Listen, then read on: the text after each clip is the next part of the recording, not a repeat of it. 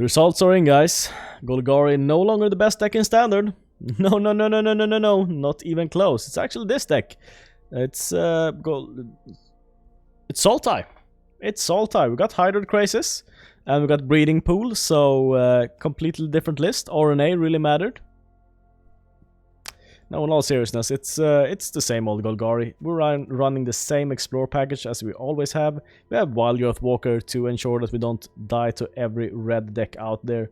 And these guys ensure that we don't get mana screwed over too much. And that consistency, it's what actually wins you games, in my opinion. Other than that, there's not too many exciting card choices here. We have Cast Down and Chupacabras. And Vraskas, we've shared them, you know, 2-2-2, just so that we have something that does something against everything, I guess. Taking the safe route here. Also the Seekers Squire, for some more Explore, I guess. Vivien Reid. Vivien Reid is fun Planeswalker, and it's really good now that you can kill enchantments. This is unfortunately their only way to defeat enchantments, so having something that has really strong enchantments in it might be the way here. If you can just negate their Vivien Reid and put down your enchantments, like, you know, like a Guild Summit or a Wilderness Reclamation, for instance, probably might have a very good game against this deck, because you might be going off more than they are. Other than that, more consistency in Finality. Find ensures that you can bring your creatures down if you are facing too much hate, too much board sweepers and stuff like that. And Finality ensures you have some kind of game against decks that try to go wider than you. Then you can just go for the Finality plan instead.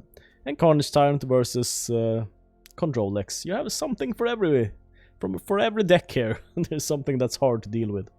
So, how do we deal with this? Well, I already mentioned that they have a problem dealing with enchantments, but except for that, let's go to the counter list here.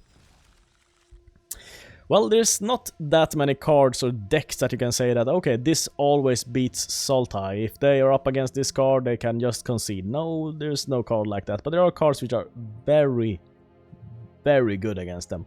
The first being Entrancing Melody. While not being super popular currently, I've started including it in more and more decks because it's just so amazing. What do you steal with this? Probably Branchwalker. Branchwalker is the biggest creature in the deck. If you steal it, they can't attack into you anymore unless they kill their own Branchwalker, so that's pretty good. Another good target for it is, of course, Hydroid Krasis. It's usually gets very big. It's something like a 7/7 flyer, and you can steal it for 4 mana. Yes, it costs 2. The X doesn't matter while it's in play. It still counts as costing 2, so you can just take it over. Other than that, Cry of the Carnarium ensures that they won't have any good targets for their Finality. Sometimes they also run the Find Broker and other stuff to bring... And they have the land as well, the Memorial to Folly, to bring stuff back from the graveyard, and this ensures that they can't do that. So these two cards together are probably the keys to having a very good matchup against them. Vraska's Contempt is another good card, I think, because we have another access to exile, which we probably want to... If we have Cry of the Carnarium in the deck, we probably want to exile the Branchwalkers and stuff that don't die to the Cry, and also have a good answer against Vivien. Because we can't really go for Eldest Reborn. I would like to recommend Eldest Reborn, but it's not super good against Golgari, because they usually have something that they can sacrifice, so I think Vraska's Contempt is the safer choice against them. So, what do you think? Are you excited by the new King of the Hill?